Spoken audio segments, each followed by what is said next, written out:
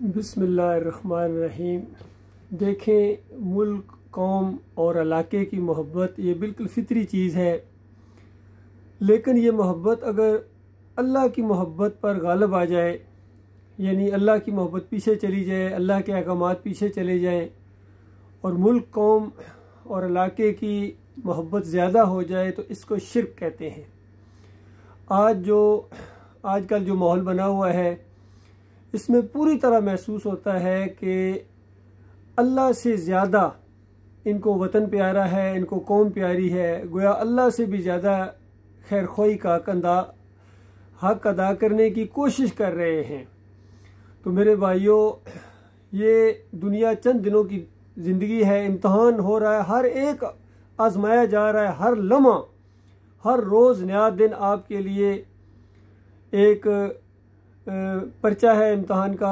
और ये देखा जा रहा है कि आप अल्लाह के बंदे हैं या इंसानों के बंदे हैं, मुल्क के बंदे हैं, कौम के बंदे हैं, रस्म व रिवाज के बंदे हैं, मूर्तियों के बंदे हैं, मज़ारों के बंदे हैं, पीरों के बंदे हैं, मौलवियों के बंदे हैं, खतीबों के बंदे हैं, जमहूरियत के बंदे हैं। तो आज ये जो अफरा तफरी है ये इसी वजह से है। इसकी मैं एक मिसाल दूँ आपके सामने। देखिए कितनी खैरख्वाही के साथ ये सामने आ रहे हैं, मुल्क के साथ, कौम के साथ, आइंदा नस्लों के लिए भी प्रोग्राम बना रहे हैं, लेकिन अपनी आखिरत की इनको कोई परवाह नहीं है, ना कौम की आखिरत की इनको परवाह है। जो हमेशा इनको रहना है उसकी इनको कोई परवाह नहीं है। और उसके लिए इनको या अली मदद के नारे लगाने पड़ते हैं। या अली मदद के यहाँ पट्टे बंधवाते हुए मैंने इनको खुद सुना है, देखा है अपनी आँखों से। फिर देखिए किस अंदाज से ये कहते हैं कि देखो कुरान हदायत का ज़रिया है, कुरान को पकड़ लो। कुरान ये कहता है कि जुल्म के ख़िलाफ़ उठो, ज़्यादती के ख़िलाफ़ उठो। और कुरान के पहले सफ़े के ऊपर जो ईमान अकीदे की बात है उसके ये न सिर्फ इनकारी है बल्कि उसके दुश्मन हैं। पहले सफ़े के ऊपर जो सूरह फातिहा है अल्लाह की हम्दो सना से शुरू होती है और पूरी तरह समझ में आने वाली है कि ये एक दुआ है जो अल्लाह ताला ने सिखाई है कि मेरे बंदो इस तरह मुझसे दुआएं मांगो कि अल्लाह हम तेरे बंदे हैं, तेरी बंदगी करते रहेंगे, तुझसे मदद मांगते हैं, तुझसे मदद मांगते रहेंगे।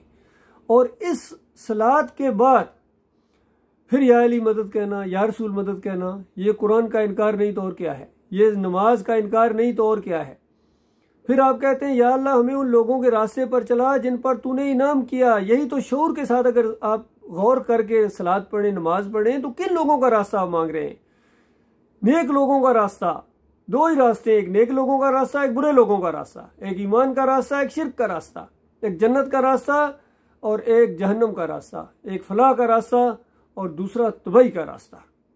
तो बताओ, अल्लाह ताला ने जो नेक लोगों का रास्ता बयान किया है, चाहे वो आदम अलैहिस्सलाम का रास्ता हो, नूह अलैहिस्सलाम का रास्ता हो, इब्राहीम अलैहिस्सलाम का रास्ता हो, मूसा अलैहिस्सलाम का रास्ता हो, ईसा अलैहिस्सलाम का रास्ता और आखिरी नबी मोहम्मद सल्लल्लाहु अलैहि वसल्लम का रास्ता और उनके साथियों का रास्ता, वो था जो आज जो कुछ कर रहे हो। बताओ ना ज़रा, सोचो अल्लाह के बंदो, सोचोगे नहीं तो फिर तुम्हें बात समझ में नहीं आएगी। तो इससे पूरी तरह बात वाज़ेह होगी कि ये जो कुरान का नाम लेते हैं ये खालिस अपनी हुक्मरानी के लिए, वोट हासिल करने के लिए, अवाम को खुश करने के लिए, थोड़ा दीनदार साबित करने के लिए ये कुरान को इस्तेमाल करते हैं। ये एक और जुर्म है, याद रखिए। कुरान का नाम लेकर, निज़ाम मुस्तफ़ा का नाम लेकर और फिर मदीना रियासत का नाम लेकर और काम वो करो जो यहूदियों वाले काम है, जो ईसाइयों वाले काम है, जो हिंदुओं वाले काम है, गैर मुस्लिम कौमें जो करती हैं। ये मज़ारों पर चादरें चढ़ाना, सजदे करना वहाँ जाके, फिर ये नज़रो न्याज करना, फिर ये जिस तरह 10 मुहर्रम को ये मारते पीटते हैं अपने आप को और फिर शरबत और शीरनियाँ बांटते हैं हुसैन रज़ी अल्लाह अन्हु के नाम की। फिर झंडे अलम लगाए हुए इन्होंने अपने घरों के ऊपर, या हुसैन, या अब्बास, या अली मदद। ये नेक लोगों का रास्ता नहीं है, ये शिर्क का रास्ता है।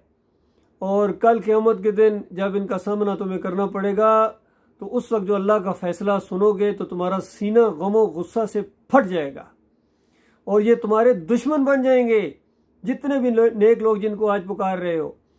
तो अल्लाह के बंदो, तरस खाओ अपनी जानों के ऊपर, कितने बासलाहियत हो, एक एक चीज़ को आप समझते हो। और उसके बाद जब ईमान का मामला आता है, अल्लाह की बात सामने आती है, तौहीद की बात सामने आती है, तुम सुनने से ही इनकारी हो, तो बताओ हक पर कहाँ खड़े हो? हर एक तरफ से कह रहे हैं हम हक पर खड़े हैं, हक और सच पर खड़े हैं।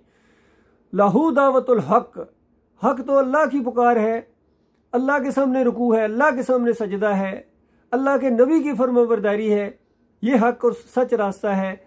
और आप जो कर रहे हैं, कोई गाय को पूज रहा है, कोई घोड़े को पूज रहा है, कोई पीर साहब की पिंडलियां दबा रहा है, किसी ने दीन को उजरत का जरिया बनाया हुआ है, कमाते हैं दीन से, अजान देने के पैसे, इमामत कराने के पैसे, यूट्यूब के ऊपर ये जो दीन की कुछ बातें करते हैं ताकि अली इंजीनियर हों या जितने भी हैं ये सारे ये कमाते हैं इसके ऊपर से। खालिस हराम हो रहा है, खालिस हराम हो रही है। याद रखना 28 आयतें हैं कुरान की और हदीस बेशुमार है कि दीन को उजरत का जरिया ना बनाओ। तो अल्लाह के बंदो, जब तक ईमान दुरुस्त नहीं करोगे, अल्लाह की तरफ वापस नहीं लौटोगे और नबी सल्लल्लाहु अलैहि वसल्लम का तरीका इख्तियार नहीं करोगे, कोई खैर तुम्हारे ना मुल्क के अंदर आ सकती है, ना पूरी दुनिया में तुम्हारी इज्जत हो सकती है। देखो मूसा अलैहिस्सलाम ने अपनी कौम को गुलामी के अंदर से कैसे निकाला था, खालिस तौहीद की दावत दी, ईमान की दावत दी, कोई इलेक्शन नहीं लड़ा था या कुछ जलसे जुलूस नहीं निकाले थे, तौहीद की दावत दी है सबको, ईमान की दावत, बादशाह को भी, दौलत वालों को भी, कारून को, कौम को, और कौम उसके ऊपर इकट्ठी हुई है और जिसने नहीं माना है उनको अल्लाह ताला ने गर्क कर दिया है।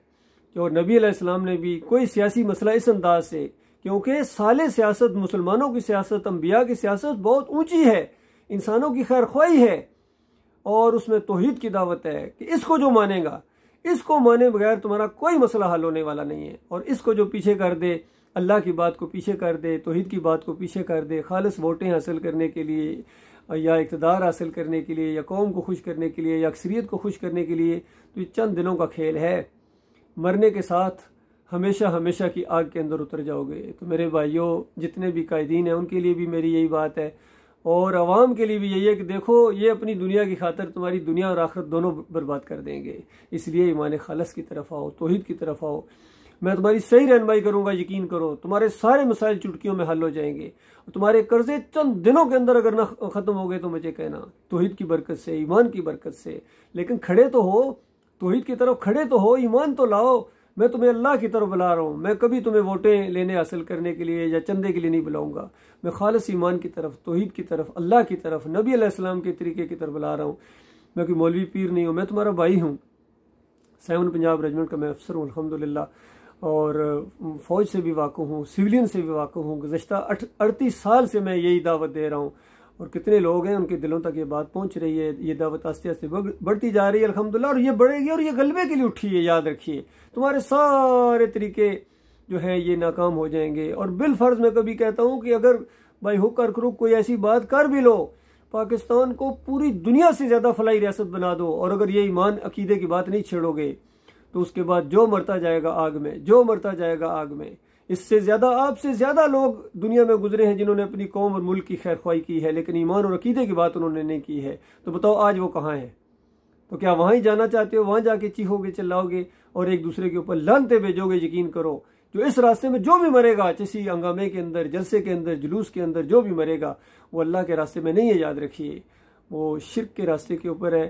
तो लिहाजा तौहीद के रास्ते, ईमान के रास्ते की तरफ आओ। इस रास्ते में जो भी मरेगा, ईमान के रास्ते में, तौहीद के रास्ते में, तो यकीन कीजिए पहला कतरा खून का ज़मीन पर गिरने से पहले जन्नतुल फिरदौस के दरवाजे उसके लिए खुल जाएंगे। ये सही मानों में तबलीग है, ये सही मानों में अल्लाह का रास्ता है, तौहीद का रास्ता, रद्द शिर्क का रास्ता, कुफ्र बित तागूत का रास्ता।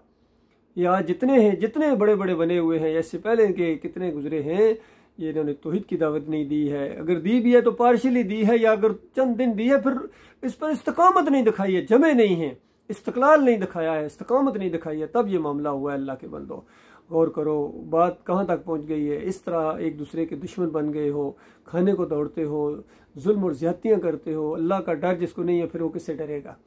अल्लाह ताला सबको ईमान खालिस की समझ अता फरमाए। वक़ूलू क़ौली हाज़ा अस्तग़फ़िरुल्लाह ली व लकुम व लिसाइरिल मुस्लिमीन।